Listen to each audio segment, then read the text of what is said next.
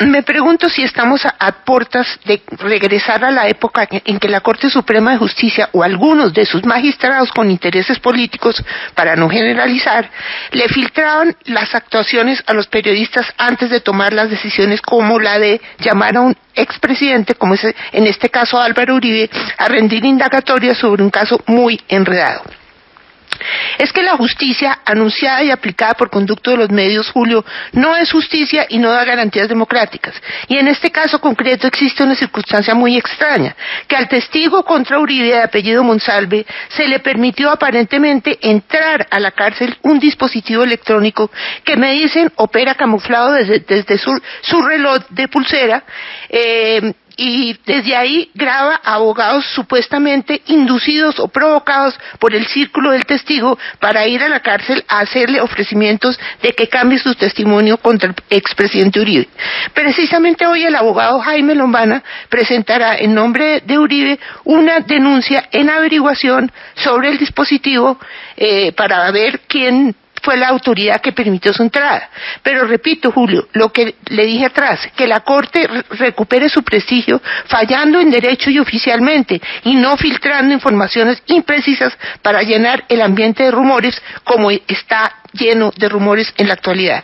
Y de paso, pues revivir el enfrentamiento Julio Corte Ejecutivo, que en el pasado no le dejó nada bueno al país.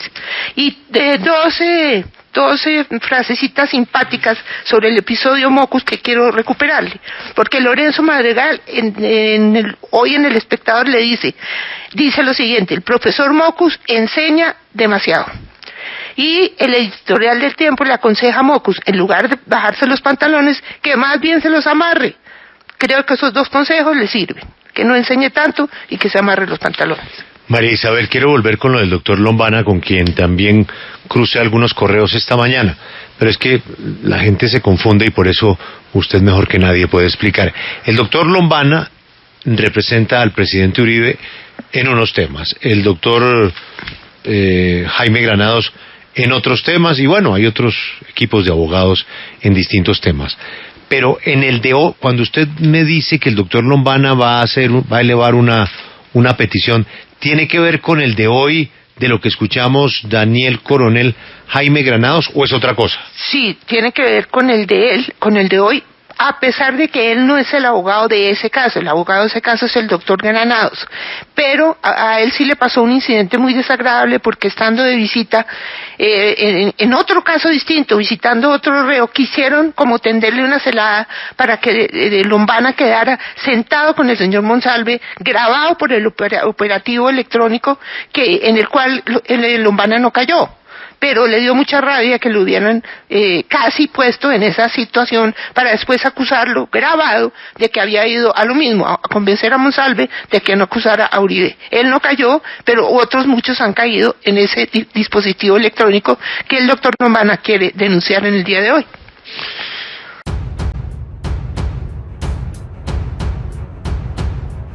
Pregunta a esta hora. Julio, desde luego una de las preguntas principales es cuál será el impacto político de la llamada de Álvaro Uribe indagatoria. Pues la primera y muy grande es el anuncio de su renuncia al Congreso, porque el vigor de su bancada depende en gran parte de su liderazgo y su capacidad de aglutinación, más aún al inicio de un gobierno que requiere que operen las mayorías sin mermelada, como lo ha anunciado el presidente electo. Uribe, Julio, es vital para que el nuevo gobierno pueda sacar adelante su agenda legislativa, creo yo, que recordemos encabeza la reforma tributaria que entregará el 7 de agosto, más aún cuando quien reemplazaría a Uribe sería, según se dice, una persona primípara, pero incluso amenaza la situación con producir divisiones internas, porque el nuevo gobierno no debe estar para nada interesado en arrancar en medio de esta bulla, cuando, como sabemos, los primeros 100 días de un gobierno que estrena son fundamentales, y aún antes de comenzar a ya le comenzaron a correr esos 100 días. Algunos serán partidarios de la movilización pública, otros de manejar el tema de la manera más discreta para no contaminar el nuevo gobierno. Lo que sí le puedo asegurar, Julio, es que por razones lógicas veremos a la oposición en el Congreso haciendo algo inverosímil, votando en la plenaria que no le acepten al senador Álvaro Uribe su renuncia al Congreso. Se lo apuesto.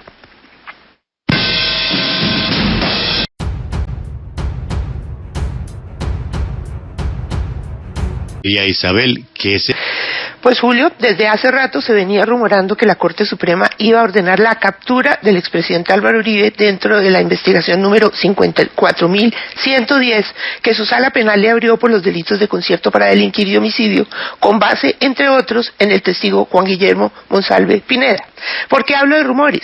Porque desgraciadamente la Corte Suprema de Justicia, Julio, produce rumores que filtran los medios sobre decisiones que va a tomar o no va a tomar en unos días. Mala costumbre, pésima, que no ha logrado corregir cuando lo que motiva a ese o a esos magistrados son intereses políticos, porque eso lo hemos visto en el pasado.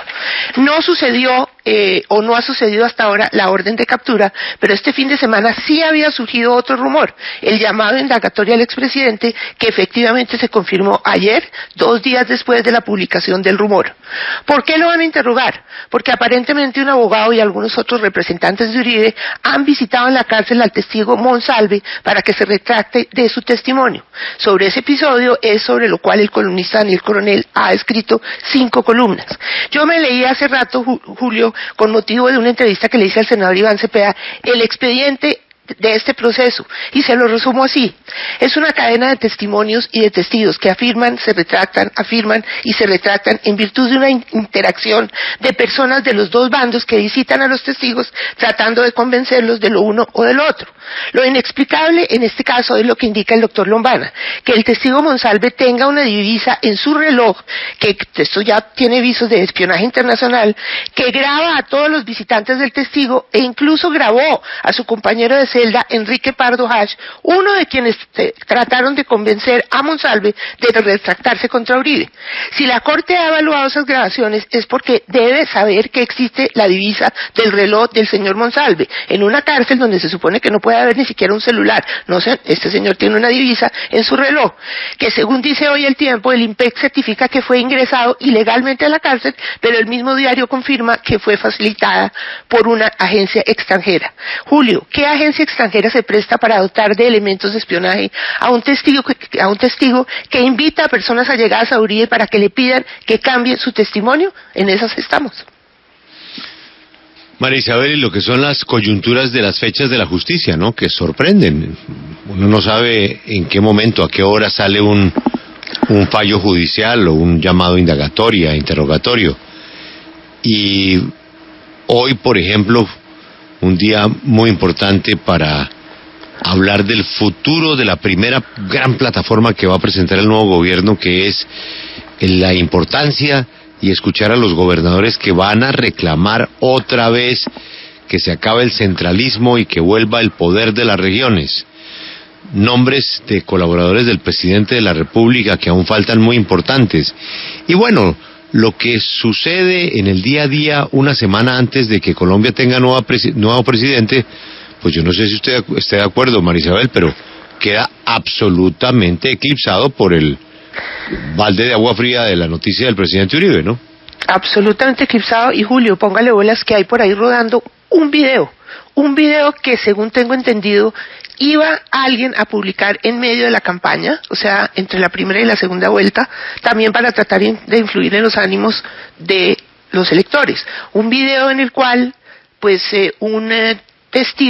otro testigo, que empieza alabando al expresidente Uribe diciendo que lo quiere más que a la mamá, una cosa así, también da un testimonio en contra de él. Ese video no apareció, afortunadamente, durante las elecciones, pero aparecerá, póngale bolas. Pero en lo de la Corte hay algo, es que lo de la Corte lo tienen hace mucho tiempo. Y la Corte, obviamente eso no tiene tiempo bueno, porque lo pudo hacer en medio de la campaña. Imagínese lo que hubiera sido que lo hubieran hecho en medio de la campaña. Lo pudo haber hecho cuando fue elegido el presidente en esa misma semana. Sí, no. También habría tenido una interpretación. Cuando toca. O sea, no había momento bueno. Y lo que le garantizo es que lo peor es que lo hubieran hecho, por ejemplo, en medio de la campaña. ¿Qué tal que lo hubieran hecho entre primera y segunda vuelta? Sí. Lo que se hubiera dicho. Pero sí sería interesante, Félix, preguntarle a la Corte si esos testimonios que ha evaluado con base en la cámara del reloj del señor Monsalve, la Corte conocía la existencia de esa divisa y aprueba que se utilice. Sí me gustaría hacer esa pregunta. Sí, Y también sí es cierto, como indica el presidente Uribe, y uno debe creerle, que él desde hace rato está pidiendo él ir a echar su cuento en versión libre para que tuviera mayor información la Corte. Pero es que ahí hay una cosa. Eso es discrecional de la Corte, ¿no? Hay una cosa. Esa petición de declaración libre es del proceso anterior. Exacto. Es del inhibitorio a Cepeda. Es del proceso... Esta es de después del inhibitorio. 54.110. Estos hechos son recientes, ¿no? Que son los basados en las columnas de Daniel Coronel. Bueno.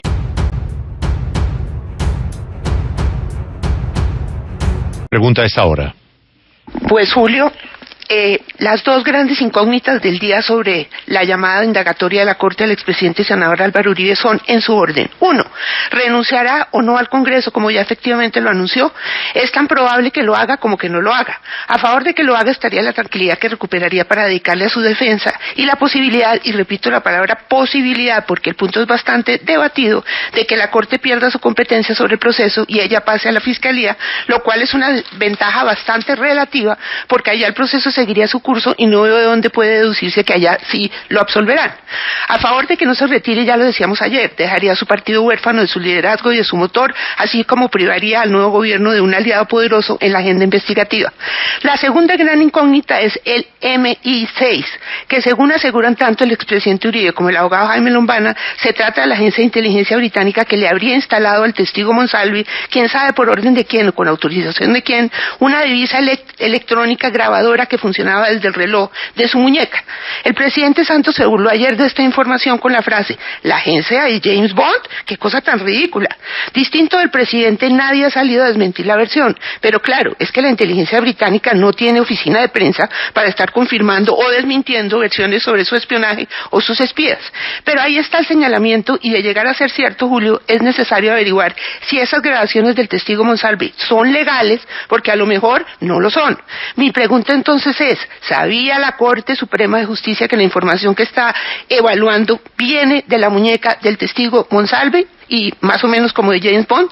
Luz Helena Fonseca, ¿a usted la Corte Suprema le ha respondido esta pregunta? No sé qué diga Luz Helena, pero... Isabel, yo sí ya confirmé esta situación y me confirmaron o me respondieron ayer de la Corte Suprema varios magistrados que, primero, que la investigación se adelantó con las herramientas que cuenta la Corte Suprema de Justicia y que no se recibió apoyo internacional. Y segundo, que ese reloj, al parecer, se lo habría comprado la esposa de Juan Guillermo Monsalve y se lo entregó a él. Y él entrega los audios a la Corte Suprema cuando él dice que se siente presionado por estos abogados. O sea, sí hay reloj. Sí, es un reloj, según me explica, es un reloj que compran por internet y que vale como 100,000 pesos y que se lo entrega a ella, la esposa de Juan Guillermo Monsalve, a la cárcel, y que allí él lo pone a grabar porque se siente presionado o amenazado, intimidado por varias personas que llegan a visitarlo. Él pone a grabar y él entrega esos audios a la Corte. María Isabel, eso será materia de la investigación, porque... aquí entonces lo que hay es una especie de, como han dicho ellos, habría, porque no sabemos nada, una especie de complot, ¿no, María Isabel? Pero es que, Julio, a ver, yo me pongo a pensar, no aceptaron las pruebas de los computadores de Raúl Reyes, que porque habían roto la cadena de custodia como prueba, y ahí se perdió una información valiosísima, que ahora cómo serviría que estábamos contando la verdad. Pero en cambio este señor sí puede tener una grabadora en la muñeca y manda las grabaciones que quiere a la Corte. Yo no entiendo. Pero ¿por qué no podría tener el reloj en la muñeca y mandar las grabaciones a la Corte como prueba? Pues porque no está permitido, Camila, tener una grabadora en la cárcel. No está permitido no está permitido tener divisas electrónicas en las cárceles, ni celulares. Lo que pasa es que lo tienen porque se viola la ley. Pero no sé si eso implique que no pueda servir como prueba, porque él sí está involucrado en la grabación. Entonces, lo que yo pregunto, pero él escoge las grabaciones que manda a la Corte, él las escoge. Claro, y la Corte evalúa si esas pruebas que el señor entrega son válidas o no. Entonces, pues sí cabe la pregunta, ¿son legales las grabaciones? escogidas por el señor Monsalve? Yo pregunto solamente. María Isabel, sí, dentro de la etapa investigativa, porque el proceso comienza cuando compulsa copias al expresidente Uribe y posterior a eso a la Corte Suprema llega una información sobre amenazas contra Juan Guillermo Monsalve. En ese momento la Corte llama al IMPEC y al director de la cárcel La Picota y les piden que refuercen la seguridad de Juan Guillermo Monsalve. Una vez reforzada la seguridad, a él lo trasladan a una celda especial en donde no solamente él va a estar separado de los otros reclusos, sino que también él tendría que llegar hasta, le hacen un ingreso aparte de los alimentos, en esa celda le ponen cámaras, micrófonos, la propia Corte Suprema de Justicia, como me explicaban ayer, y cuando llegaban personas ajenas o de las otras celdas, abogados, pues todo quedó grabado en los registros. O sea, hay dos mecanismos de grabación. Uno, el que utiliza el señor Monsalve con el reloj que le entrega a su esposa. Sí. Cuando se graba con ese reloj, él envía esas grabaciones a la Corte Suprema y ahí es cuando la Corte Suprema, con esas grabaciones que el señor entrega, se comunica con el IMPEC y pone todo este dispositivo de grabación dentro de la celda. O sea, son dos mecanismos de grabación, sí, el reloj y ya el montaje que hace la Corte en la cárcel. Y todo comienza después de que se denuncia a la Corte Suprema de Justicia las amenazas de muerte. Incluso la Corte misma comprobó que en la cárcel ya había un producto como un veneno para ratas que era el que le iban a dar a él para asesinarlo. Y por eso es que deciden reforzarle la seguridad. Cuando comienzan, o después de que le refuerzan la seguridad, es que se hace todo el seguimiento sobre las personas que lo estaban visitando y le estaban enviando mensajes a Juan Guillermo Monsalve para que cambiara su testimonio, y por eso la Corte acepta estas grabaciones. Incluso la esposa le entrega este reloj porque no solamente él estaba amenazado, sino que la esposa empieza a advertir que ella estaba recibiendo o estaba siendo perseguida por unas personas sospechosas, y por eso la Corte también la pone en la mira. Casualmente para esa misma época ella es despedida de la EPS donde trabajaba y por eso la Corte decide incluirla en un programa de testigos, señor. Y también la fiscal amenazada, ¿no? En la magistrada auxiliar del magistrado Barceló. La magistrada del doctor Barceló, sí, también, señor, amenazada y bajo protección especial. Pero entonces, a usted oficialmente la Corte le dijo, todo esto es una operación de inteligencia de la Corte y es toda hecha en Colombia y aquí no hay inteligencia británica. Sí, señor. Incluso utilizaron ayer un término muy colombiano. Lo hicimos con las uñas, Luz Helena. Usted no sabe lo que sufrimos con esos audios. Nos tocó pedir ayuda para que nos los arreglaran porque la calidad no era muy buena. Nosotros no tenemos los equipos más sofisticados. Entonces algunas grabaciones nos tocó meterle trabajo para poder entender bien qué era lo que se decía. Las imágenes eran, pero insisten y me aseguran que fue hecho por ellos mismos. Pero entonces, para aclarar la duda de María Isabel, Luz Helena, la Corte toma como prueba no solo los audios que se hicieron con el reloj, sino los audios que la Corte misma fue la que recopiló con esta tecnología que usted dice, sí, hicieron con las uñas. Exactamente, no todos los audios son productos del reloj. Todo lo que tenga orden judicial se puede hacer, y ellos son los jueces, o sea que ellos ordenaron todo. Pero cabe también una duda que yo creo que eso no sé si esté en el Código Penal o no.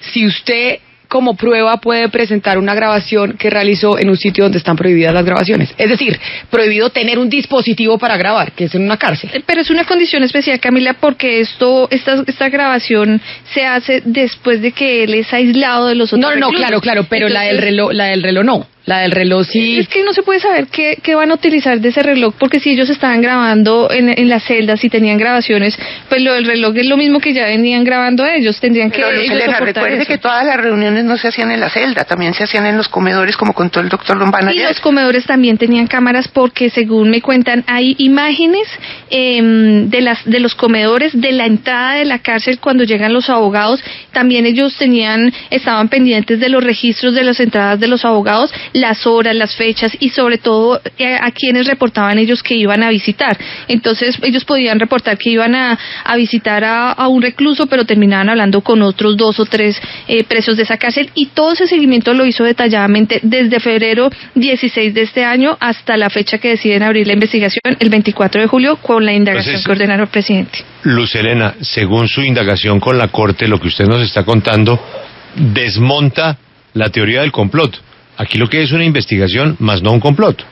Sí, es una investigación, Julio, que se inicia de oficio el 16 de julio, cuando le llega a la Corte las denuncias sobre el posible o el atentado para asesinar a Juan Guillermo Monsalve, el hijo del administrador de la finca. Por lo que sea, todo esto está hecho por la Corte y sus investigadores. Sí, señor. No es que les llegara las pruebas para ellos abrir la investigación, no. Ellos abren la investigación cuando se conoce la denuncia y ese reloj llega durante ese proceso de investigación. Bueno. Y la otra pregunta, Julio, es ¿quién le filtra a los periodistas las grabaciones? ¿La Corte o el testigo? No, pero pues eso sí es imposible de saber, Marisa. Pues ya se levantó la reserva que tenía la Corte sobre las pruebas. En ese momento, ¿quiénes tienen esas pruebas? Los abogados de las partes, la Fiscalía, porque ayer por la tarde sobre el mediodía la Corte envió toda la información a la Fiscalía. Comenzarán a aparecer en los medios muy pronto todas esas grabaciones. Claro, ahora sí, porque ya se levantó la reserva, pero antes, cuando estaba bajo reserva, ¿quién filtraba? Es lo mismo que pasa con las grabaciones de la Fiscalía, con todas las grabaciones que se filtran en los medios de comunicación esa información. ¿Quién las filtra? Cada medio pues recibe de sus fuentes lo que recibe. Pero María Isabel, sería interesante preguntarle al doctor Lombana o al presidente Uribe qué prueba tienen ellos para decir que aquí están los ingleses. Y la otra pregunta que a mí me queda es, ¿y por qué los ingleses y no los americanos? ¿Cuál es la diferencia? Pues no les sabría decir porque yo no conozco esas instancias de inteligencia extranjera. ¿Por qué se van con la inteligencia inglesa el gobierno? Es que el otro pedazo muy grave es responsabilizar o relacionar al gobierno de Colombia. Bueno, el gobierno no. Ayer Lombana, Camila, dijo directamente que detrás de todo esto estaba el presidente. No, pues y el hijo del expresidente Álvaro Uribe trinó en su cuenta en Twitter que el tiempo mostrará que la captura de Álvaro Uribe fue el último regalo de Juan Manuel Santos. O sea, ellos sí acusan directamente al gobierno. Lo dijo el doctor Lombana. ¿Cómo pueden probar que el gobierno tiene que ver con esto o con la inteligencia inglesa? Cuando lo que está diciendo Luz Helena es que fue una operación hecha con las uñas por la Corte y sus investigadores. Bueno. Julio, y quiero darle un dato adicional, se van a conocer también otras grabaciones, pero esta vez ya no de la Corte Suprema, sino de los abogados, porque según me confirmaron ayer en la Corte, hubo una reunión en un café en el centro cerca de la Corte, donde se reunió el abogado Diego Cadena con la esposa de Juan Guillermo Monsalve, en donde supuestamente estaban coordinando lo del cambio del testimonio de Juan Guillermo Monsalve, y en ese café habían cámaras y grabaciones en donde que fue pagado por el abogado Cadena para tener un registro de cómo estaban interesados los Monsalve en cambiar su testimonio.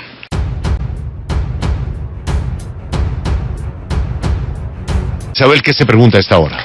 Y a eso súmele, Julio, la declaración de la exfiscal Hilda Niño, que está en la cárcel por aparentemente haber hecho favores a paramilitares, pero que asegura que para ella la fiscalía de la época quería marcar a los hermanos Álvaro y Santiago Uribe Vélez de tener vínculos con paramilitares. Otro punto muy delicado es el capítulo de hoy, en el proceso de llamar indagatoria al expresidente Álvaro Uribe, que usted ya parcialmente le contó en estos micrófonos, que es la orden personal del magistrado José Luis Barceló del 28 de febrero del 2018, que figura en el cuaderno 2 del expediente, de que se oficia a la RTBC, sección memoria, una solicitud de designación de un experto en sonido. ¿Para qué? Para que examine el material de grabación que en una USB le entregue el testigo Monsalve a la Corte Suprema, porque aparece con interferencias, de manera que la RTBC realice los procedimientos técnicos necesarios, Julio, que permitan escuchar con nitidez el contenido de la conversación contenida en el video que Monsalve le envía a la Corte. Y volvemos otra vez al tema de los computadores de Raúl Reyes, que la Corte no quiso aceptar como prueba, alegando que esos videos podrían haber sido manipulados porque habían circulado por distintas instancias del ejército, es decir, porque la persona que lo cogió en el campo de batalla no se lo entregó directamente a los magistrados de la Corte, sino pues lo pasaron de mano en mano mientras ya llegó el momento de ofrecerlos a la Corte Suprema. Por ese motivo rechazaron esa prueba. ¿Qué tal, Julio, las grabaciones de este testigo que fueron manipuladas por orden del magistrado investigador, no por una autoridad forense competente y especialista en el tema, sino por una entidad del gobierno, pero ni siquiera en pedido oficial a su gerente, porque según nos acabamos de enterar, él niega cualquier autorización para que se haga esa manipulación de unos audios hechos por un testigo desde una cárcel con el argumento de que RTBC no es policía judicial y no lo es Julio. Y con el agravante de que personas del círculo de Álvaro Uribe, incluyendo a parlamentarios y abogados, nos han asombrado al señalar a este gobierno de haber intervenido en el proceso de enlodar a Álvaro Uribe con la acusación de manipular testigos. De manera que ahora, Julio, por conducto de la RTBC, es el propio gobierno el que certifica qué grabó o no grabó Monsalve y qué debe entenderse de lo que aparece grabado con interferencias. Esto, Julio, complica mucho la situación y hace las cosas más difíciles de comprender.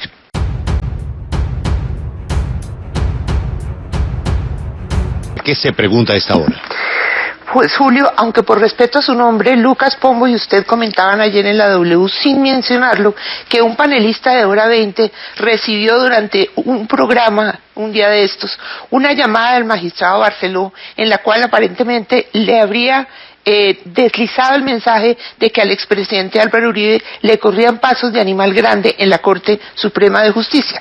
Me atrevo a citar el nombre del doctor Luis Felipe Henao, porque hoy lo hace el diario El Tiempo.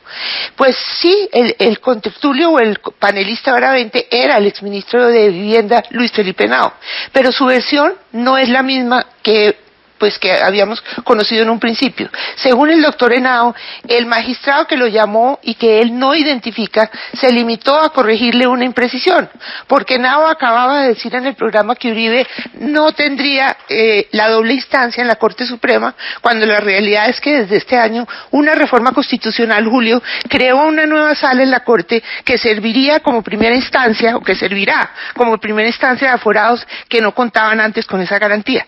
Pero sabe que a mí me parece peor la llamada si fue para eso, porque en ella, según el doctor Henao, el magistrado Barceló o quien lo hubiera llamado, el magistrado que lo hubiera llamado, le está afirmando, le está confirmando que Uribe sí tendrá doble instancia, que es una garantía para el procesado, pero a Uribe la Corte no se la quiso dar hasta el momento. En lugar de esperar a crear esa nueva sala, que solo depende de que los magistrados de ahora elijan a los nuevos, solo depende de eso, Julio, de que elijan a los nuevos, pero usted sabe lo difícil que es que un magistrado de la Corte Suprema elija a otro magistrado de la Corte Suprema, pues tomaron la decisión en cambio de llamar a indagatoria a Uribe en el esquema de una sola sala.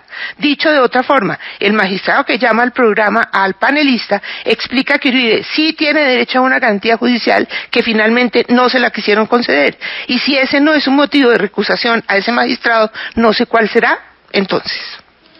Pero es que, Marisabel, a eso usted le tiene que agregar que ayer contamos también, sin dar los detalles, que al otro día del programa, a las 11:15, en la oficina de una persona muy conocida, 2 personas se reunieron con el doctor Henao, ya que se sabe el nombre. El doctor Henao contó que la noche anterior, estoy leyendo la declaración juramentada, había hecho una defensa pública de la decisión del senador Uribe de renunciar al Senado, pues esto le otorgaría más garantías, ya que en la Corte de Justicia sería investigado y juzgado por los mismos magistrados. A renglón seguido, a estas 2 personas, Marisabel, Luis Felipe Henao les relata que recibió una llamada del magistrado José Luis Barceló. Nos mostró su teléfono y efectivamente se veía en el registro de llamadas del mismo la llamada entrante del magistrado. Henao no solamente le mostró el teléfono a ellos, sino la noche anterior lo habría mostrado en la propia emisora, cuando salió a atender la llamada. Según dijo Henao a estos contertulios, al día siguiente, el magistrado le expresó que tenía un caso muy sólido en contra de Álvaro Uribe Vélez y que contaba con grabaciones y que había tenido que pedir protección para el testigo Monsalve y su esposa, pues este habría sido objeto de atentados. El doctor Henao a estas 2 personas les mostró un mensaje de WhatsApp que había recibido del doctor Barceló después de la llamada. Es decir, María Isabel, hubo llamada y texto. La conversación que vimos no fue iniciada por Henao, sino fue iniciada por Barceló en dicho mensaje. Es decir, el mensaje de Barceló no parecía surgir de una conversación fluida entre ambos, sino que aparecía como el primero en la ventana de chat, como que Barceló hubiera enviado a Henao proactivamente. En ese mensaje, el magistrado le expresaba a Henao que hace 4 años se había rumorado que Álvaro Uribe iba a renunciar al Senado para evitar ser procesado por Monte Alegre ante la Corte Suprema de Justicia, y Álvaro Uribe no lo había hecho, pero en esta ocasión sentía, comillas, pasos de animal grande, cierro comillas, y que Uribe estaba en su derecho constitucional de renunciar. Eso es lo que cuentan 2 personas en una declaración juramentada que aceptan someterse a un polígrafo de lo que vieron en el teléfono de Henao, María Isabel. Es decir, es la versión del día siguiente. Y ahí vamos. Sí, pero ni la una ni la otra son buenas, ¿no? Son buenas para el magistrado Barceló. Pero quizá una corrección, María Isabel, sobre una confusión que ha existido alrededor de la doble instancia en la Corte Suprema, porque estos 3 magistrados que llaman a interrogatorio al expresidente Álvaro Uribe y quienes tienen el caso, están haciendo de sala de instrucción. Cuando se dio la reforma política y se creó la segunda instancia para los congresistas en la Corte, ¿cómo se diseñó? Que la primera instancia sería una sala de instrucción por unos magistrados que usted muy bien dice, selecciona la misma Corte, después una sala de juzgamiento, y la segunda instancia sería la sala penal. Es decir, primera instancia, sala de instrucción, sala de juzgamiento, segunda instancia, sala penal. Como los magistrados no se han escogido todavía para esa sala de instrucción y sala de juzgamiento, la decisión que tomaron los magistrados de la Corte fue decir que ellos mismos hacen la sala de instrucción, estos 3 magistrados que llevan este caso. Pero claro que el expresidente tendría segunda instancia ya en la sala penal. Que usted me corrige, Luz Helena, ¿cuántos magistrados componen la sala penal y cuántos magistrados están componiendo ahorita esta sala de instrucción que lleva el caso del expresidente?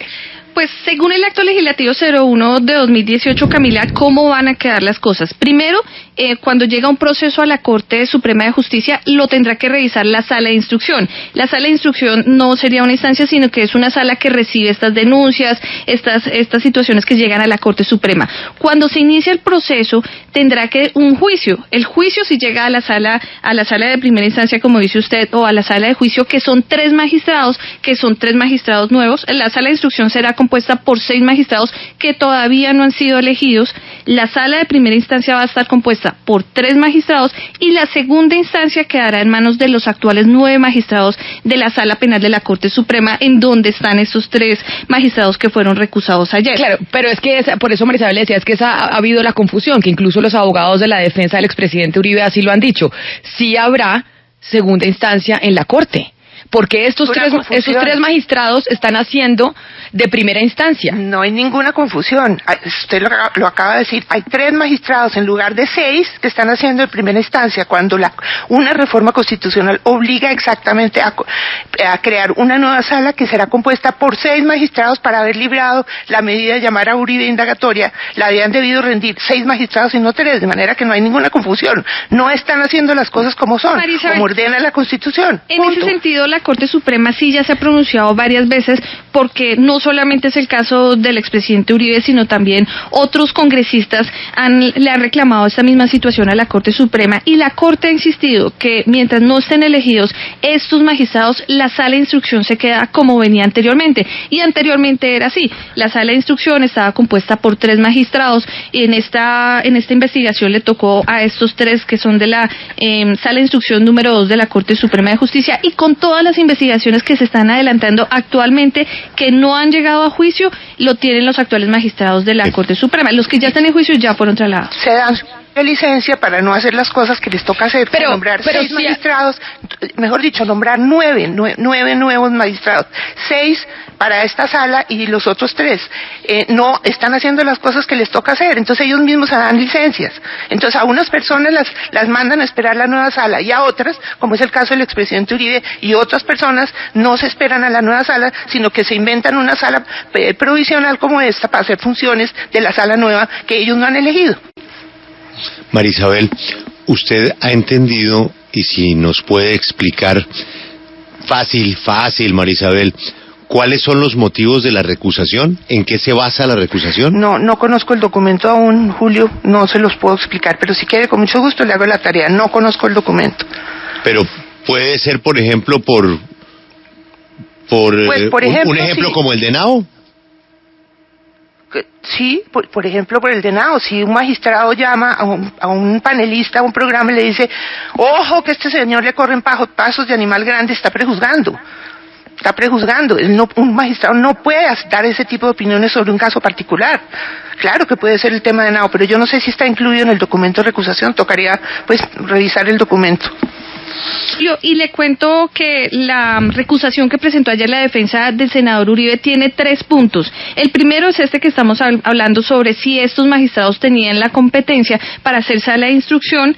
La segunda o el segundo punto donde ellos denuncian a estos magistrados es porque ellos, antes de conocerse esta investigación, habían enviado una solicitud a la Corte para que les explicara si realmente estaban adelantando una investigación y que incluyera al representante de la Cámara Prada, y la Corte les había respondido que no existía ninguna investigación al respecto, pero días después se anuncia que tienen una indagatoria en la Corte, por lo cual para la defensa del senador Uribe se les está violando su debido proceso. Y el tercer punto que ellos argumentan es que se conoció la información de la investigación a través de los medios de comunicación y no a través de las notificaciones propias que hace la Corte Suprema de Justicia. Esos son los 3 puntos que ellos presentan para recusar a estos 3 magistrados, que tendrán que ahora ellos mismos definir si aceptan la recusación. Si aceptan la recusación, se tienen que apartar de la investigación y tendrían que ser reemplazados por otros magistrados de la Sala Penal de la Corte Suprema de Justicia, o si continúa el proceso. De lo contrario, hasta que estos 3 magistrados no resuelvan esta recusación, y en ese momento el proceso queda suspendido hasta que se resuelva esta solicitud hecha por la defensa. Ya regresamos, esta es la W.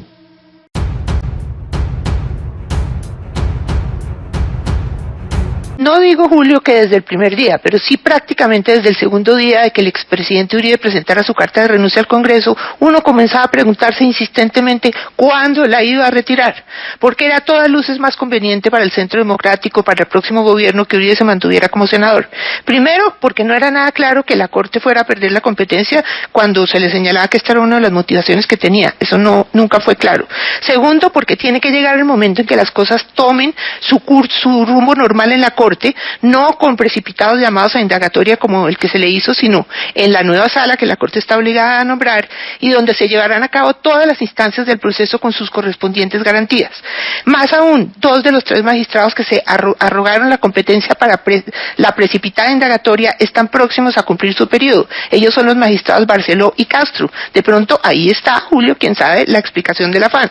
Y tercero, el expresidente Uribe está más blindado como senador que por fuera del Congreso para su defensa, en la medida en que los magistrados de la Corte Suprema, al haberse puesto a filtrar las pruebas, sacaron el proceso de lo estrictamente jurídico al plano político y de opinión. Y como proceso político y de opinión, el expresidente Uribe está mejor blindado en el Congreso. De manera que era una renuncia a la renuncia más que esperada.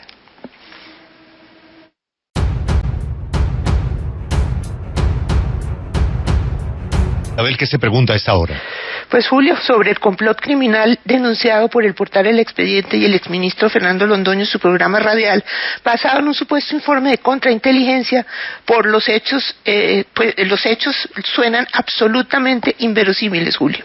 Que el presidente Santos, que el vicepresidente Naranjo, que el ministro de Defensa, que el senador Iván Cepeda se hubieran reunido en la oficina del ex magistrado Fernando Arboleda Ripoll, con el ex con el magistrado Barceló a repartirse un billete y acordar el procedimiento para detener al presidente Uribe es una versión muy delicada que debería estar acompañada de evidencia muy fuerte. Por ejemplo, una mínima precaución probatoria habría consistido, Julio, en llamar al exmagistrado Arboleda Ripoll, persona a la que conozco profesional y personalmente, y muchos somos testigos, Julio, de su probidad, de su integridad y de su rectitud, a preguntarle si esas reuniones en su oficina de abogado efectivamente se habían producido.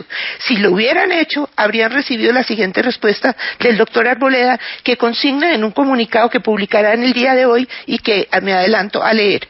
Comunicado. Primero, no conozco al señor Iván Cepeda, no he cruzado con él ni siquiera un saludo. Entonces, Julio, pues mal puede haber una reunión entre dos personas que no se conocen. Dos, no tengo relación alguna con el doctor José Luis Barceló, quien incluso en un reportaje dijo que jamás se entendió conmigo y por eso renunció a los pocos días de mi posesión como magistrado. Es decir, tampoco existe ni siquiera una relación personal entre dos personas que aparentemente por esa declaración se caen gordas. Y tercero, no he podido tener reunión alguna en la dirección que se indica en las afirmaciones contrarias a la verdad que me hacen víctima, porque desde el año 2010, a propósito de mi designación como embajador en Ecuador, cerré mi oficina de abogado como era mi deber. Han engañado al expresidente Uribe Vélez acerca de esas supuestas reuniones entre el señor Cepeda, el presidente Santos y yo. Es decir, Julio, no hay Cepeda, no hay Barceló, no hay oficina. Pues, concluya usted.